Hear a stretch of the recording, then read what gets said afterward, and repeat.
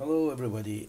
Now, I've noticed in the past that quite a lot of people they've talked about, the different glues that we use, but some people are a bit confused over, which ones are which and what they do, and I thought I'd do a little video here just to go over the ones that I use. I basically use 5. And the first one, of course, we've probably all seen it. The Contacta Professional. It's basically a little 25-gram bottle, metal pin for application to get into little corners. It's easily clogged, but however, by using a lighter underneath I would do it in the video, but if this gets clogged here, by simply putting a lighter underneath this part of the pin, it'll simply melt the glue inside and free it up again. Be very careful when you're doing that, by the way. But otherwise it's pretty bog standard glue, which is used for maybe larger parts and parts you don't want to quite set so quickly, that sort of thing. And there are various other makers apart from Revell. Next, super glue. Now, we all use super glue nowadays, and it does have quite a lot of good applications, mainly for photo etch and pieces of wire, chain, that sort of thing on vehicles. Obviously there's the usual risk is gluing your fingers together. Whatever you do, if you've got any on your fingers, don't touch your eyeballs, because there's nothing worse than going to hospital with a finger stuck to your eye. So super glue. I also use super glue on tiny little parts, such as small handles, as you can see here on the chocks on the back of the truck. These tiny little handles, the plastic glues will actually melt tiny little parts like that. They can be distorted or completely ruined, in fact, at times. So super glue for these little parts. As again you can see here, the tubes coming out of the back of this cylinder. Again, super glue used for them, that sort of thing. But basically that's about all I would use it for. Next, Humbrol liquid poly. It's pretty good stuff, this. I haven't got the lid on properly, but it's pretty good stuff. It's a bit thicker than Tamiya Extra Thin, and it gives a little applicating brush there. Takes a little while longer to set, and you get a little bit of working time with it. Pretty good stuff.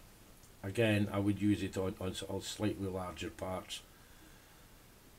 The mainstay of my glue collection, if you want to call it that, is this plastic Weld by EMA. Now, this stuff is excellent. I love this stuff. It's a pretty big bottle, as you can see, 57 millilitres, and this will last you quite a long time if you take care with it. It works by capillary action. Mainly that means that by applying it with a brush, and I use this old one, into the join of 2 parts, I'll demonstrate in a second. The capillary action draws the fluid along the join. You simply touch it. In fact, if I get a couple of pieces of sprue here, snips, there we are. Right, if I cut off a couple of bits of this, using these, there we go, any old bit will do, it won't matter. Right, okay, we've got 2 pieces of sprue here.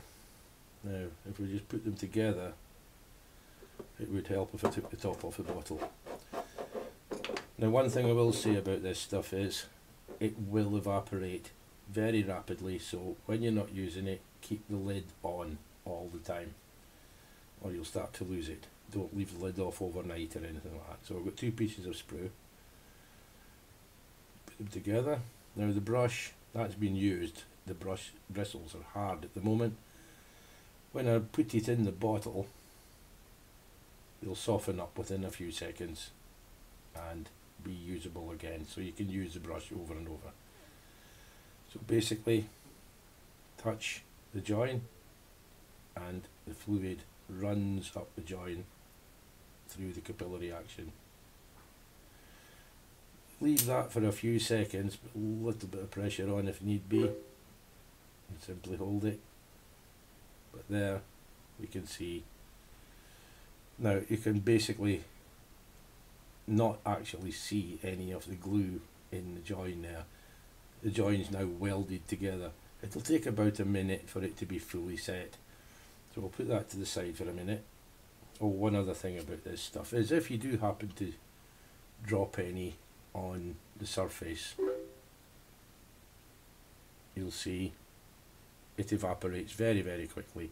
However, be careful with finely detailed panels or whatever, because this stuff does, you know, it will melt them. It's pretty fierce. Now the next glue I use, PVA. PVA wood glue. I'm a joiner, of course, and I can get my hands on this really quite easily. This is a cheap one. Fine, it's okay for this sort of thing, but I mean, I can refill this from a big 25 litre tub if need be from work. And basically for clear parts on the fawn here, I've got the windows masked up at the moment. Using the PVA glue, it doesn't harm the plastic whatsoever. Simply use a tip of a cotton bud or even a cocktail stick or something, and go around the edge of your frame with that, a light smear of the glue. Apply the piece of plastic, let it set completely, don't touch it, just let it set. If for any reason you do get a bit of overspill onto the clear plastic, with a new blade in your knife, and make sure it is a good sharp one, it would be a simple matter just to score along gently where the glue is against the panel and simply peel it off, and it doesn't harm the plastic whatsoever, and it leaves your clear parts nice and clear as they should be. Other applications for this stuff, well, dioramas, of course, for scatter materials. You can mix, it's water soluble, so of course you can dilute it, brush it onto large areas with a, possibly a fairly large brush, like something like this is an old one, I just happen to use a cheap old brush. Or if it was a really large area, you can even use a house paintbrush, a little 2-inch house paintbrush if you were covering a large area. Sprinkle your stuff on and of course let it set. A small example here is my Panther, my M1 Panther here, which as you can see, this is all very fine pieces of gravel which I mixed with chalk dust, school type chalk, which I ground up, mixed it with the gravel and painted the thing with the glue and sprinkled it on. The raised edges are into plastic putty, of course, and these little stones, but it's all stuck down with PVA. Also,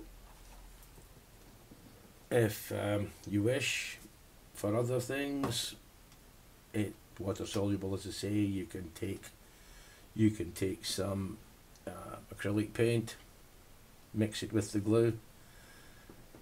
You've then got a coloured glue. You can add more chalk dust to it or whatever. It can be any colour you wish, which is very good for thick dust or for mud or for any other weathering effect. So yes, that's good for it, all sorts of things. And as well, with it being a wood glue, if you were maybe making a small fence or an outbuilding or something like that in a diorama, again, perfect for using with balsa wood, for instance. And so that's the main glues, and as you can see, these two parts that I glued together earlier are now absolutely solid. You know, you can of course prise them apart, but you know, that is as permanent as you'll get that. So there we are, and as I said, this stuff, it's fairly cheap. I can pick it up for about £2.50 a bottle. It'll last a good long time. You'll get a load of big kits, and as you all know, I build big kits. You'll get a few big kits built out of this, provided you keep the top on, don't let it evaporate, and don't spill it. I've already ruined a cutting mat by knocking one of these bottles over. Yes, I know I should have some way of you know, steadying it up, but I don't at the moment. But if you can get your hands on some of this, it's well worth it. For £2.50 for a 57ml bottle, it's good value, very good value, and very good stuff. So you can mix and match your glues. Again, as I say, well, for me personally, super glue, I know some guys use different thicknesses, different viscosities of glue. I just happen to use this one, and in fact, my lovely woman arrived home today with another pack for me, which that's going to last me for ages. But she's got that somewhere downtown for a couple of quid. That'll last me a good long while. So there we go. And basically that's the glues. I know other people have got their own preferences.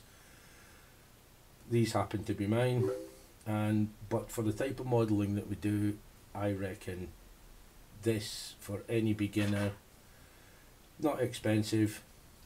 This stuff you can pick up in any hardware store. It might be a couple of quid. A bottle that size, 500ml, is going to last a long time for a modeller. For a joiner, that might last me a day.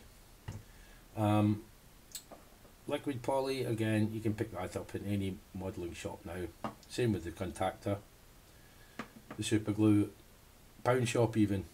If all you're doing is a few pieces of photo etch or little handles, that is fine. But as I said, the mainstay is the plastic weld. Get some of this, I do recommend it. Give it a try. You will find you will have lovely clean joins.